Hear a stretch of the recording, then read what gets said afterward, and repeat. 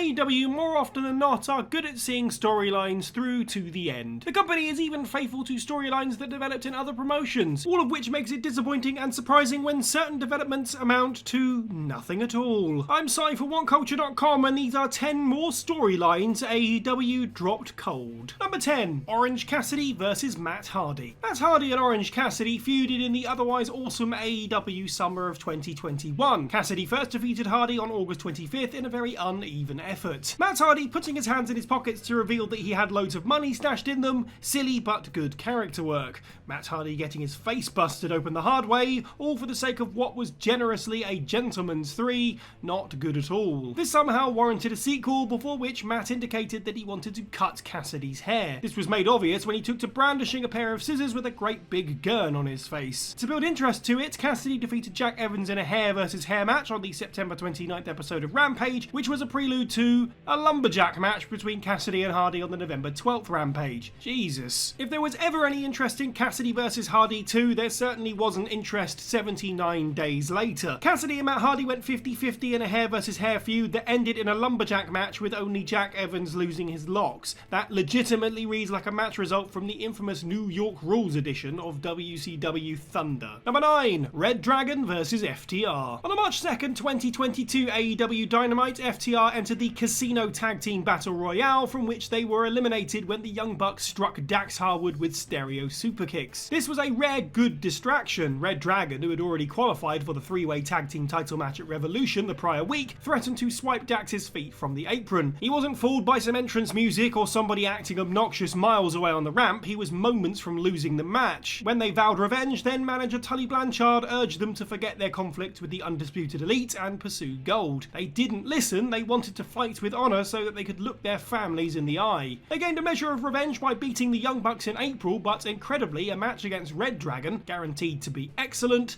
never happened. Happily, this did not dent FTR's credibility. They remain massively over. In a worrying note, though, it feels at this point that the fandom is defying their actual booking under the insistence that they deserve to be in a better spot. It's not quite Daniel Bryan or Becky Lynch levels of promoter hates fans, fans in kind tell him to F off, but still, as good a year as FTR have enjoyed, it could have been even better if they didn't win the AEW tag team titles in this slightly altered timeline. Number 8. Jungle Boy proves he can hang with Chris Jericho. In late 2019, when Chris Jericho needed a TV-level challenger to work before his pay-per-view program with Jon Moxley intensified, Jungle Boy was selected for the role. It was an astute booking move. Jungle Boy was to benefit from the increased profile and lose in a super hard-fought effort. In the halcyon days where going out with pride was a key storyline driver, in order to encourage fans to stick with him under the belief that he'd make it one day. Inspired by the 10-minute challenge gimmick that made for legendary TV in Memphis, when Jerry Lawler so nearly unsettled Ric Flair in 1982, Jungle Boy survived the Lion Tamer and made it to 10 minutes. Those weren't exactly halcyon days realistically, but the sense of ambition was arguably stronger. The build was great too. Jungle Boy puts over the scope of the challenge by training for the match as if it was the biggest of his life. If it did come to a conclusive end, it was rather unceremonious. The Inner Circle defeated Jurassic Express on the Jericho Cruise Dynamite on January 21st, 2020. The idea was to revisit the program deeper into that year, but then the pandemic happened and it was thought senseless to push such a prized prospect when there were no vocal fans willing Jungle Boy over the line. This isn't a carny excuse either. It's telling that Jungle Boy was given Tarzan Boy when fans really started to filter back into Daily's place in early 2021. Number 7. Christian Cage feuds with Team Taz. When Christian Cage first arrived in AEW, he made his intentions clear. He wanted to win the AEW World title. This was widely mocked at the time, at least by certain jaded fans wary of the TNA years. The idea that a former WWE star who wasn't quite a Bryan Danielson tier name could waltz in and contend for it was a cause for concern, but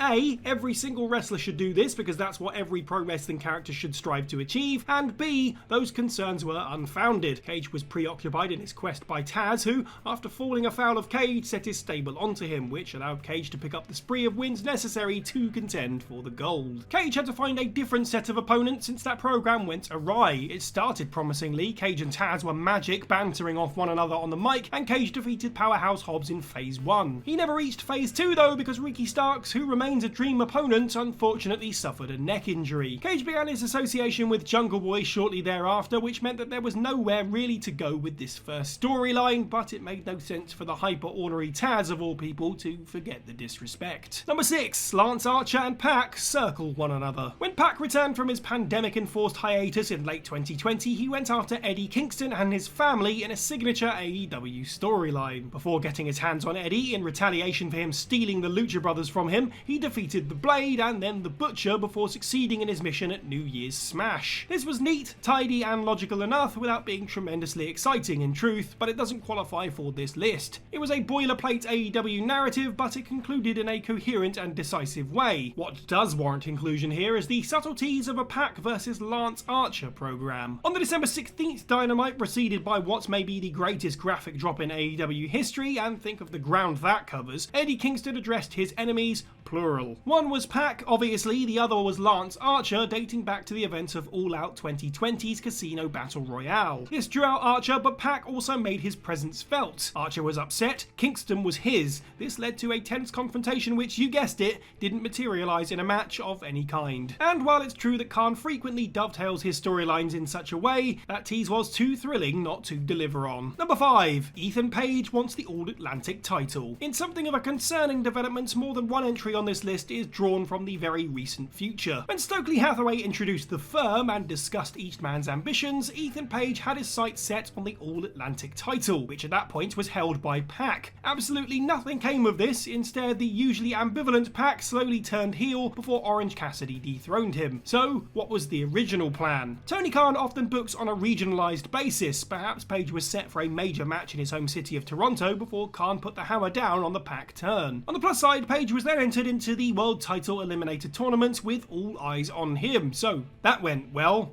Right? Never mind, back to the All-Atlantic title it is then. Watch out, Orange Cassidy. Or don't, this probably won't amount to anything. Number 4. Eddie Kingston hates BRYAN Danielson. Last year, as part of the Full Gear World Title Eliminator Tournament, BRYAN Danielson defeated Eddie Kingston in one of the best TV matches in company history. They orchestrated a standing ovation 5 seconds before the finish. It was as if they had cast an actual spell on the audience. As part of the build, Danielson ostensibly called Eddie a lazy sack of poo, and Eddie never forgot it, in what was a great storyline consistent with his proud, loyal and paranoid character. Ahead of Anarchy in the Arena, he didn't trust Danielson but was more than willing to go to war with Jon Moxley. Near the finish, Kingston, so good he looked credibly intent on actual murder, poured worked gasoline on Chris Jericho, but some of it spilled on Danielson, who was close to tapping him out. The resulting brawl between Eddie and BRYAN has never been explored since. Danielson suffered what was all but directly said to be a concussion during the match, and since returning hasn't yet tried to kick Eddie's head in for costing them the match in May. As of the time of reading this, it is November, so, you know,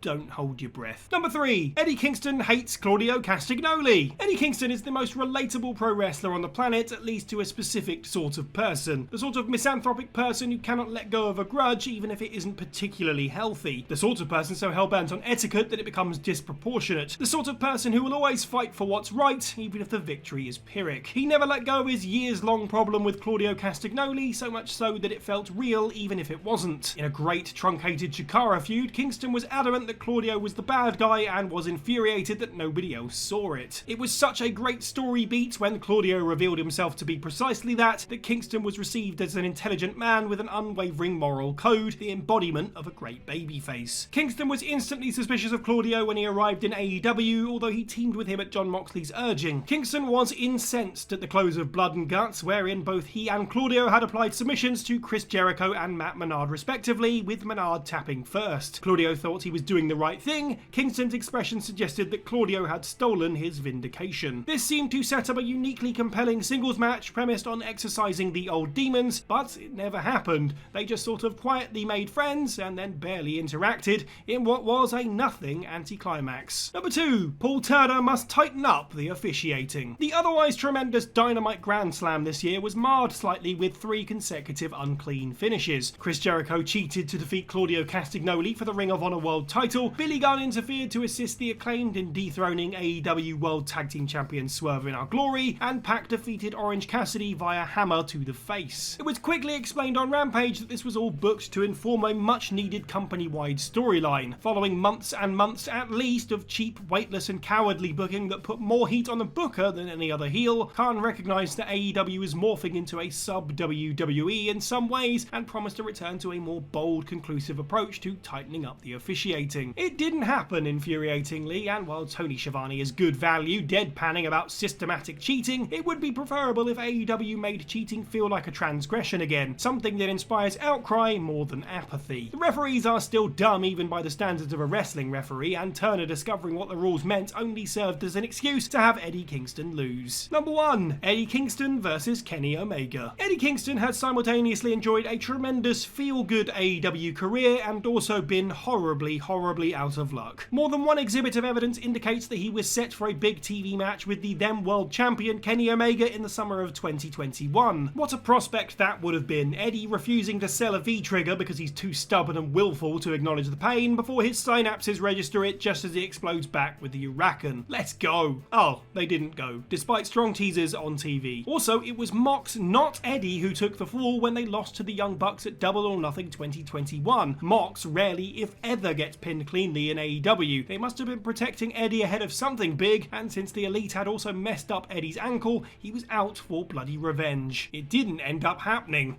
Eddie's dispute with the Elite slowly fizzled out. Perhaps he was too popular and threatened to undermine the next planned world title coronation. Interestingly, Eddie's favourite video essayist, Joseph Monticello, took to Twitter that August and expressed apathy over the imminent All Out 21 main event. And guess who liked the tweet? Was Kingston annoyed that he could have deputised for Hangman Page? And that's the list. Let us know what you thought of this video down in the comments below. Which of these storylines were you the most interested in before it was dropped? And of course, let us know of more that we might have missed. Make sure you like this video, share it with your friends, subscribe and hit that notification bell. I've been Cypher What Culture, and have a good week.